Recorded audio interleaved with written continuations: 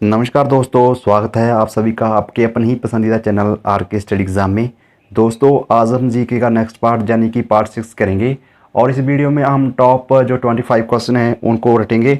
और जो ये क्वेश्चन है बहुत ही ज़्यादा मोस्ट इंपॉर्टेंट क्वेश्चन है, क्योंकि ये आने वाले एग्ज़ाम के लिए बहुत ही ज़्यादा हेल्पफुल वीडियो हो सकती है। तो वीडियो को ज़रा भी स्किप मत करना। तो चैनल पर नए हो यार तो वीडियो चैनल को सब्सक्राइब कर लेना।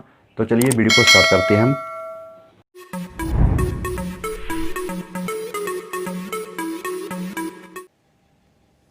हमारा पहला क्वेश्चन है, विक्टोरिया मेमोरियल किस शहर में स्थित है? तो फ्रेंड्स, आपको 3 सेकंड मिलते हैं, जल्दी से आप इसका आंसर बताइए। तो इसका राइट आंसर है ऑप्शन नंबर 1 कोलकाता। जो विक्टोरिया मेमोरियल है वो कोलकाता में स्थित है। चलिए नेक्स्ट क्वेश्चन की ओर बढ़ते हैं। यदि किसी जीवाणु में केवल एक सिरे पर फ्लैजेला होता है तो इसे क्या कहा जाता है? तो बताइए इन चारों में से कौन सा आंसर हो सकता है? तो इसका राइट आंसर होगा monotrichous. Option number B right होगा। जो जीवाणु के एक सिरे पर फ्लैजेला होता है तो उसे मोनोट्राइकस कहते हैं। ऑप्शन नंबर बी राइट होगा। नेक्स्ट क्वेश्चन है हमारा, इनमें से कौन सा सादृश्य सल्फ्यूरिक अम्ल की तांबे के साथ अभिक्रिया के दौरान निर्मित लवण है? तो कौन सा है? इसका राइट आंसर होगा ऑप्शन नंबर डी CuSO4 है, जो सल्फ्यूरिक अम्ल तांबे के साथ अभिक्रिया के दौरान निर्मित लवण है। तो ऑप्शन नंबर डी राइट होगा, CuSO4। अच्छी तरह से याद कर लेना फ्रेंड्स, बहुत ही ज़्यादा मोस्ट इंपॉर्टेंट क्वेश्चन है ये। ठीक है, नेक्स्ट क्वेश्चन है हमारा, मुक्त रूप से गिरते समय कोई वस्तु एक डैश का अनुभव करती है जो इसके द्रव्यमान से स्वतंत्र होती है। तो ऊर्जा, वेग, प्रणोत, त्वरण। तो बताइए इन चारों में से कौन सा राइट आंसर हो सकता है? तो इसका राइट आंसर है त्वरण। ऑप्शन नंबर डी राइट होगा। जो मुक्त रूप से कोई वस्तु गिरती है वो त्वरण का अनुभव करती है। ठीक है फ्रेंड्स, ये भी बहुत ज़्यादा मोस्ट इंपॉर्टेंट क्वेश्चन है, अच्छी तरह से याद कर लेना इसको। नेक्स्ट क्वेश्चन है हमारा, आंध्र प्रदेश की एक तटीय सीमा डैश से जुड़ी हुई है।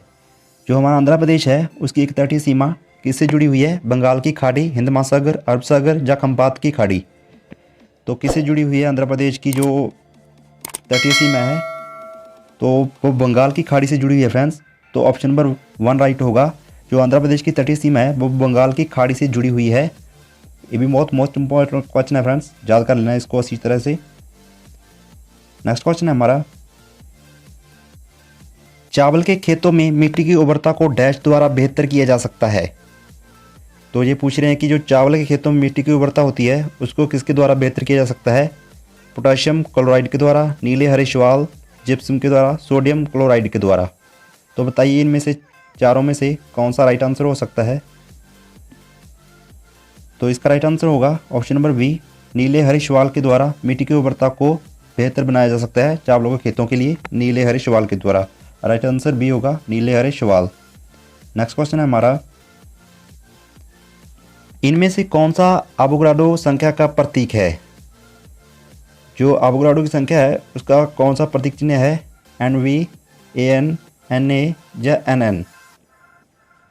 तो इसका राइट आंसर होगा सी, जो NA है वो इसका एवोगाड्रो संख्या का एक प्रतीक चिन्ह है NA। ओके, नेक्स्ट क्वेश्चन है हमारा, राज्यसभा के पहले अध्यक्ष कौन थे? तो राज्यसभा के पहले अध्यक्ष कौन थे? Rajendra Prasad, GV Mavalankar, doctor S Radhakrishnan, doctor Zakir Hussain ji. तो चारों में से राइट आंसर बताइए, राज्यसभा के पहले अध्यक्ष कौन थे?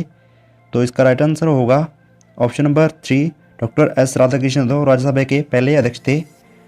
तो नेक्स्ट क्वेश्चन है हमारा, तीसरी कक्षा को डैश के शैल के रूप में निरूपित किया जा सकता है। Option number 1 L, V, K, C, N, D या M। तो इसका राइट आंसर होगा ऑप्शन नंबर डी, M के द्वारा जो तीसरी कक्षा को M शैल के रूप में निरूपित किया जा सकता है। ठीक है फ्रेंड्स, याद कर लेना इसको। नेक्स्ट क्वेश्चन है हमारा, जिप्सम में क्रिस्टल जल के रूप में पानी के डैश के अणु मौजूद होते हैं। तो 5, 3 या 4। तो क्रिस्टल जल के रूप में पानी के डैश अणु मौजूद होते हैं। तो इसका आंसर होगा ऑप्शन नंबर ए 2, जो क्रिस्टल जल के रूप में पानी के 2 अणु मौजूद होते हैं। ठीक है फ्रेंड्स। नेक्स्ट क्वेश्चन है हमारा, कलम या पेंसिल से लिखने के लिए किस बल की आवश्यकता होती है? घर्षण बल, चुंबकीय बल, स्थिर विद्युत बल या कमानी बल? तो किससे जो कलम या पेंसिल से लिखने के लिए किसकी बल की आवश्यकता होती है? तो आप सभी को पता ही होगा। तो इसका आंसर होगा ऑप्शन नंबर ए, जो घर्षण बल है। तो कलम या पेंसिल से लिखने के लिए घर्षण बल की आवश्यकता होती है। ठीक है। नेक्स्ट क्वेश्चन है हमारा, निम्नलिखित में से कौन सा एक सूक्ष्म पोषक तत्व है? तो इन चार में से बताना है कि इनमें से कौन सा एक सूक्ष्म पोषक तत्व है। कार्बोहाइड्रेट, आयोडीन, प्रोटीन या वसा? तो इसका राइट आंसर होगा ऑप्शन नंबर 2, आयोडीन है जो एक, याद कर लेना इसको। नेक्स्ट क्वेश्चन की बात पढ़ते हैं, डैश स्थितियों में बाष्पोत्सर्जन कम हो जाता है? तो किस स्थिति में जो बाष्पोत्सर्जन कम हो जाता है? उच्च तापमान में, निम्न आर्द्रता में, उच्च आर्द्रता में, प्रकाश की उच्च तीव्रता में? तो किस स्थितियों में बाष्पोत्सर्जन कम हो जाता है? तो राइट आंसर होगा उच्च आर्द्रता में। उच्च आर्द्रता की स्थितियों में बाष्पोत्सर्जन जो कम हो जाता है। ठीक है फ्रेंड्स। नेक्स्ट क्वेश्चन की ओर बढ़ते हैं हम, मवेशियों में मैड काऊ रोग किस वजह से होता है? बहुत ही ज़्यादा मोस्ट इंपॉर्टेंट क्वेश्चन है फ्रेंड्स।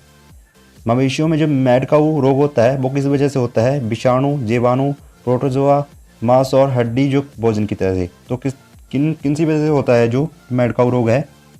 तो आप सभी को पता ही होगा। तो इसका राइट आंसर होगा जो ऑप्शन नंबर डी होगा, मांस और हड्डी युक्त भोजन की। ठीक है फ्रेंड्स, मांस और हड्डी युक्त भोजन की वजह से होता है मैड काऊ रोग। तो नेक्स्ट क्वेश्चन की ओर बढ़ते, export promotions council for handicrafts का मुख्यालय कहाँ स्थित है? इसकी फुल फॉर्म दी गई है EPECH की। Export promotion council for handicrafts का मुख्यालय कहाँ पर है? जयपुर, नई दिल्ली, वाराणसी, जो कोलकाता में? तो कहाँ पर है? तो इसका राइट आंसर होगा ऑप्शन नंबर बी, नई दिल्ली में है। Export promotion council of handicrafts का मुख्यालय नई दिल्ली में स्थित है। ठीक है फ्रेंड्स। नेक्स्ट क्वेश्चन देखते हैं हम, स्कर्वी रोग जिसके लक्षणों में मसूड़ों से खून आना शामिल है उसे आहार में डैश शामिल करके रोका जा सकता है? तो जो मसूड़ों से हमारे खून आता है उसको किस आहार से लेकर उसको रोका जा सकता है? Vitamin A, cholesterol, vitamin C या प्रोटीन? तो बहुत ही आसान सा क्वेश्चन है। तो इसका राइट आंसर होगा विटामिन सी की वजह से जो हमारे दांतों में खून आता है उसको रोका जा सकता है विटामिन सी को लेकर। ठीक है फ्रेंड्स। नेक्स्ट क्वेश्चन देखते हैं हम, इंदिरा गांधी अंतर्राष्ट्रीय हवाई अड्डा किस शहर में स्थित है? मुंबई, चेन्नई, नई दिल्ली, जो कोलकाता में? तो इसका राइट आंसर भी आपको पता ही होगा, नई दिल्ली में है जो इंदिरा गांधी अंतर्राष्ट्रीय हवाई अड्डा स्थित है। आसान सा क्वेश्चन था। नेक्स्ट क्वेश्चन देखते हैं हम, इनमें से कौन सा SI इकाई में मोल का प्रतीक है? जी, मोल, KG या mg? तो SI इकाई में मोल का प्रतीक चिन्ह क्या है? तो इसका राइट आंसर होगा बी, मोल है जो SI इकाई में मोल का प्रतीक है। ठीक है फ्रेंड्स। नेक्स्ट क्वेश्चन देखते हैं हम, भारत में किसी राज्य की पहली महिला मुख्यमंत्री कौन थी? विजयलक्ष्मी पंडित, सुचेता कृपलानी, राजकुमारी अमृत कौर, सरोजिनी नायडू?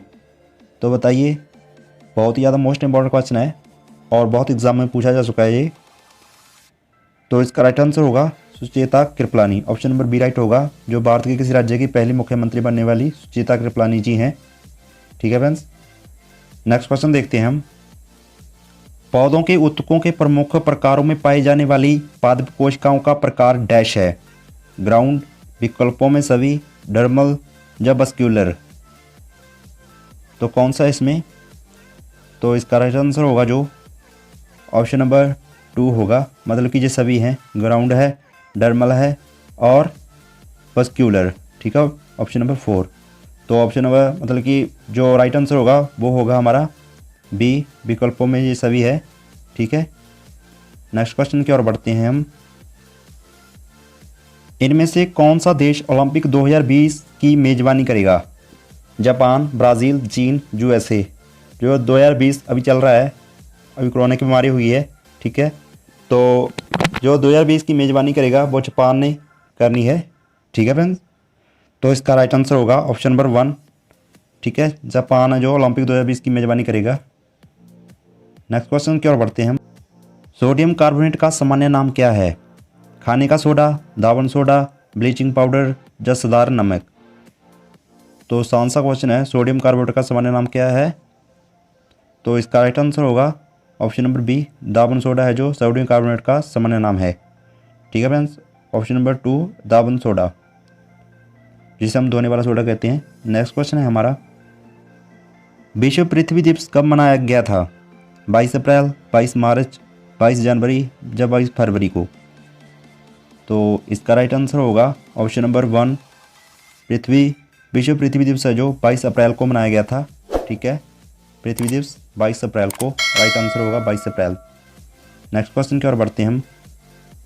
हीरे में प्रत्येक कार्बन परमाणु कितने कार्बन परमाणुओं से जुड़ा होता है? 2, 4, 3 या 5? जो हीरे में प्रत्येक कार्बन परमाणु होते हैं वो कितने कार्बन परमाणु से जुड़ा होता है?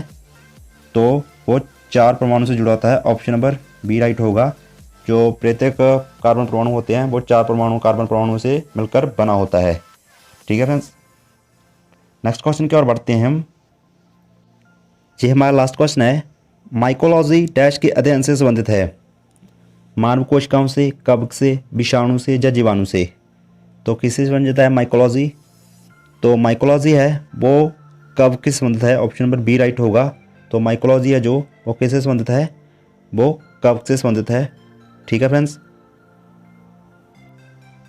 तो उम्मीद करते हैं फ्रेंड्स आपको ये वीडियो बहुत अच्छी लगी होगी। अगर वीडियो अच्छी लगी हो तो वीडियो को लाइक करके जाना और अपने फ्रेंड्स के साथ शेयर करना। और ऐसी ही जीके की वीडियो के लिए हमारे चैनल के साथ बने रहिए, और चैनल पर नए हो तो आप चैनल को सब्सक्राइब करके जाना। Thank you for watching.